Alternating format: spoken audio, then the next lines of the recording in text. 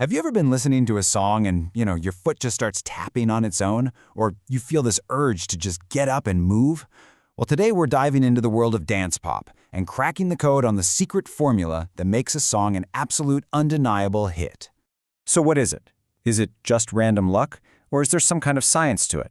It turns out there's a very real, very specific recipe that artists and producers follow to cook up those songs that you just can't get out of your head. So let's get into it. All right, first things first, what even is dance pop?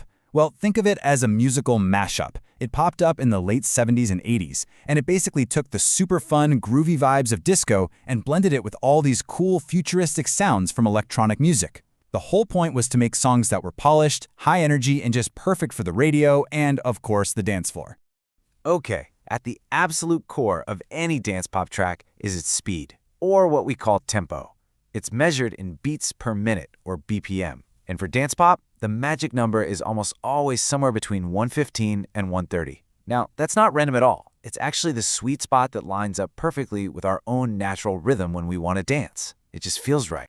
And what drives that tempo? It's this thing right here, the 4-on-the-floor beat.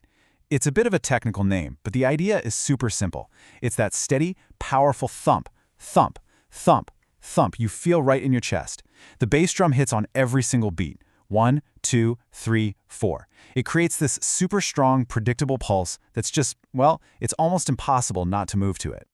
So we've got the tempo and the beat down, but how are these songs actually put together? Well, a hit song doesn't just happen by accident. Nope, they follow a really precise blueprint, one that's been designed to grab your attention and not let go.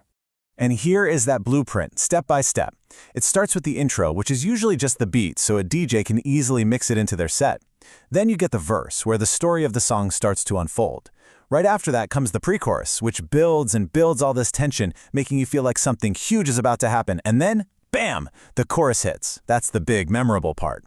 After a while, you get a bridge to switch things up before you come back for that final, epic chorus and a smooth outro.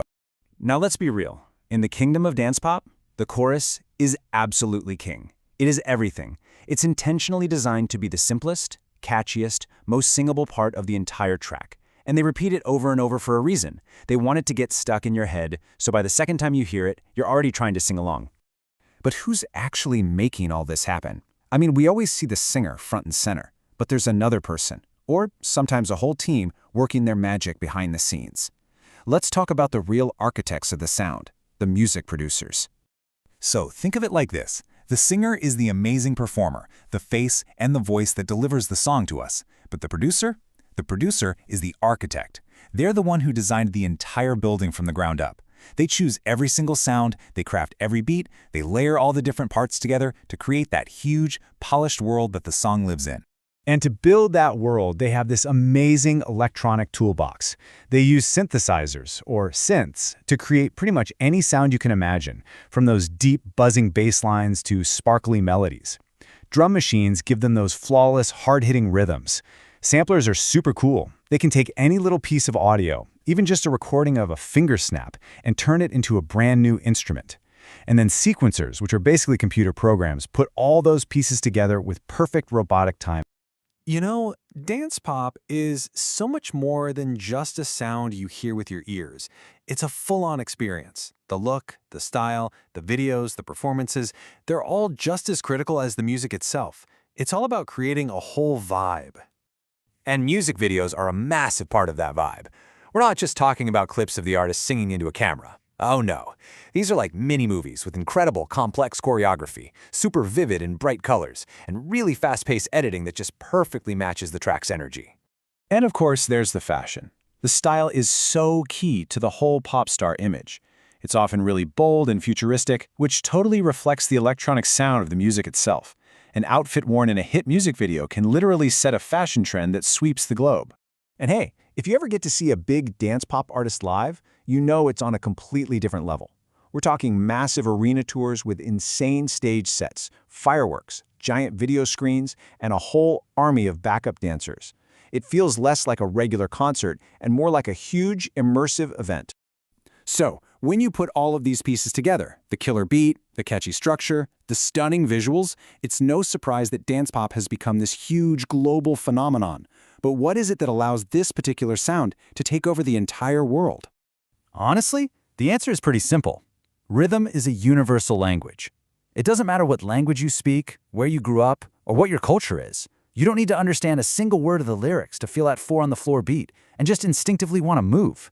It connects everybody. And this universal appeal has a really practical side too. That high-energy, steady tempo we talked about is absolutely perfect for exercise. It helps you keep a solid pace when you're running or working out, and it can actually make the whole thing feel way more fun and less like a chore. It's exactly why you hear it blasting in gyms everywhere. So, what's next for dance pop? Well, the genre's always changing and evolving with technology. New sounds, new instruments, and new subgenres are always going to pop up. But no matter how much the sound changes on the surface, the core formula is probably going to stay exactly the same. A hook you can't forget, and a beat that makes you want to dance. And that kind of leaves us with this one final, really interesting thought. With technology like artificial intelligence that can literally help write melodies, and virtual reality creating entirely new ways to experience a concert, the future of music is wide open. So, what do you think the next big thing in dance pop will be? That's pretty exciting to think about.